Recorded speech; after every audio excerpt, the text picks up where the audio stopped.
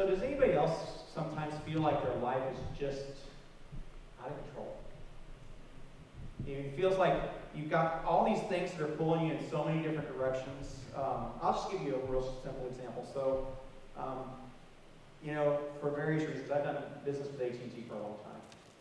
And so they had their data breach. And all of a sudden, the number of telemarketers who started calling you went up to about 20 a day. And, it doesn't seem like a whole lot, but as a pastor, I feel like I needed to answer my phone every time someone called, just because, hey, what if it's not one of the people that's not on my phone, but it's somebody who really honestly needs help? And then when you figure that out, it's about like 3 calls an hour during the day. And so it's like you're working on something, oh, the phone's ringing. Okay, it's junk. Okay, go back to something. Okay, the phone's ringing again. Okay, it's still junk. Go back to something else. And, just all these little things that throughout the day, just one after another, slowly pick at you. And again, that's a minor thing, but I think we get exposed to, when you go through this place, you're going to get exposed to so many different things throughout this week that pull you in so many different directions. And one of the things I've been thinking a lot about recently is kind of the heart of our faith. And so when I went through confirmation years ago, where I had to learn kind of what the heart of our faith was, I had to memorize everything, and then at the end of 2 years, I forgot it because I didn't have to answer it on the test anymore. But and then years later, I went back and relearned a lot of this stuff, and I realized there's a lot of really good stuff here. And so the one piece I do have our 7th and 8th graders memorize is this. And the reason you have kind of the Tom Cat who's been flattened by the piano is the way I have them remember it is, it sounds like flat cat, it's flat cat. But we are to fear, love, and trust God above all things. Fear, love, and trust God above all things. And yet, and I think that's one of the reasons we gather together each week is so we can be reminded of that. Because when we go from this place, we get reminded, or we get pulled in so many ways of saying, hey, pay attention to this, trust in this. And we get told a lot of untruths. So, for example, you're going to go from this place and you're going to hear an advertisement for something that says, hey, if you eat this food, or you have this car, or you do this thing, this is what's going to make your life a really, really good life. And I'm not going to say it's not going to make you happy in the moment. But if you, and I think we all know this, that no hamburger, no vehicle, no nothing like that is going to make our life better. So we all have a distorted view of reality. And I don't mean that in an insulting way. We all have a distorted view of reality. If you watch the news, you have a distorted view of reality. It doesn't mean that the news is not true, but what is being reported is the worst thing that's happening every single day. And so you believe that the world is less safe than it really is. How many of you believe that the world is less safe now than it was in the 1960s? Statistically, it's untrue. But, and again, statistically, crime started to decline in the 1990s. That was also when our anxiety about crime started to really go up. And we started telling kids, hey, don't go out and play. I know that I went and I played until the lights went out at home, and then, came home and everybody got out of there. But hey, we need to keep you safe. We need to keep you protected because it's a dangerous world out there. But it was actually less dangerous than it was when we grew up. And again, there were so many things that were telling us the world's a dangerous place, and you need all these things that you can trust in. So you need a good lock on your home. You need a good security system. You need all these different things. Trust in these things. We are surrounded continually, for a lot of people in this community probably have some engagement on social media, things like that, where you're continually presented by the best of what everybody else's life is. You very rarely have people post about the hard things they're going through in their life. They're posting edited pictures of themselves, or they're posting the best vacation they're on, and all these different things. Nothing wrong with that, but it gives you a skewed view of what reality is like. And we begin to think that, hey, everybody else is doing this, I'm somehow missing out, when we're only seeing a small sliver of what everybody else is doing. And we may not be missing out at all. In fact, our life may actually be better than theirs in some respects. But we've had all these things that tell us that something's different, and maybe we feel a little bit adrift in the midst of that.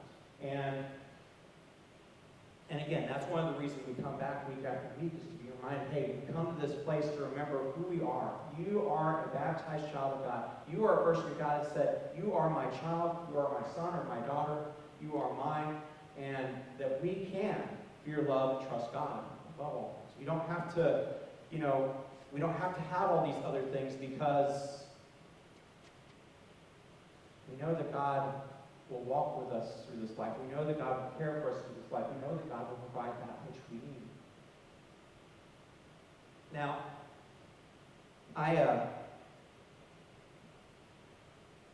51 years old, and I grew up in a time where, again, when I physically couldn't do something, I learned how to push harder, and I learned how to get my body in the place where it would be able to do it. My body at 51 says, it don't work like that anymore. There are times where I will push harder, and my body pushes back and says, you need to stop. You need to rest. You need to physically learn how to take a break. You need to learn how to take in that rest and that air and everything. And when it comes to when we talk about Sabbath is first and foremost primarily about learning how to rest, learning how to trust, learning how to say, 6 days I can do whatever I need to do, but then God said for the people of Israel, you're going to be something different. You're going to learn how to rest. And you're going to learn that, you had two identities that you knew beforehand. You were once slaves in Egypt, and you didn't have any control over your life. You were slaves in Egypt, and so they told you when you could rest, they told you when to work, they told you when you could eat. That was all taken care of. And now you have this new identity as children of God, and that identity is not easy. And in fact, many times as the people of Israel were going from Egypt to the Promised Land, they would tell Moses, can you just take us back to Egypt? Can we just go back? Because we knew what things were supposed to be there. We knew what we were going to eat. Even though God's providing for us the food that we need each day, we knew what we ate there. And even though God has promised us this new land that we're going to, we know what we had in the past. And I think sometimes, and I've been in this place, where you come home and all you have energy to do is put a screen in front of your face and just be present. But not really present with the people who are with you, but present with that screen. Whether it's a TV, whether it's a phone or whatever, and just, I think we need to remember, we're not machines. We were never meant to be machines. We were always meant for this pattern of rest and renewal, and then going out and working and doing. And I think so much of our life is about go, go, go, go, do.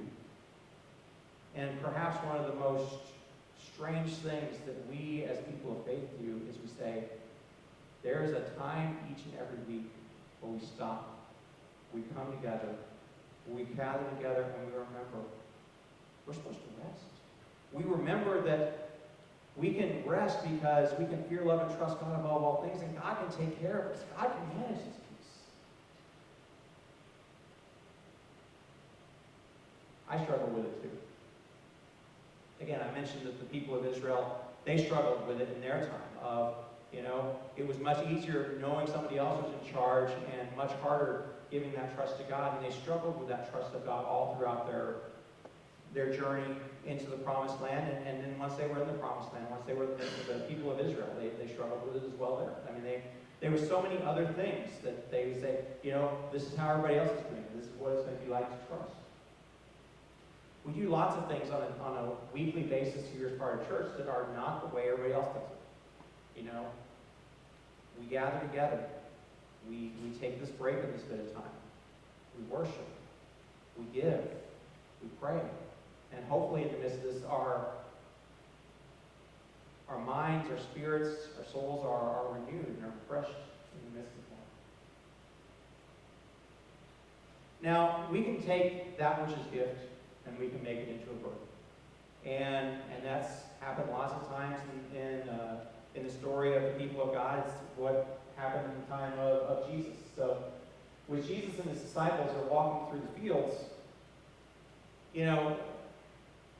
have you ever noticed that when you disagree with somebody, you start looking for everything they do that's possibly wrong?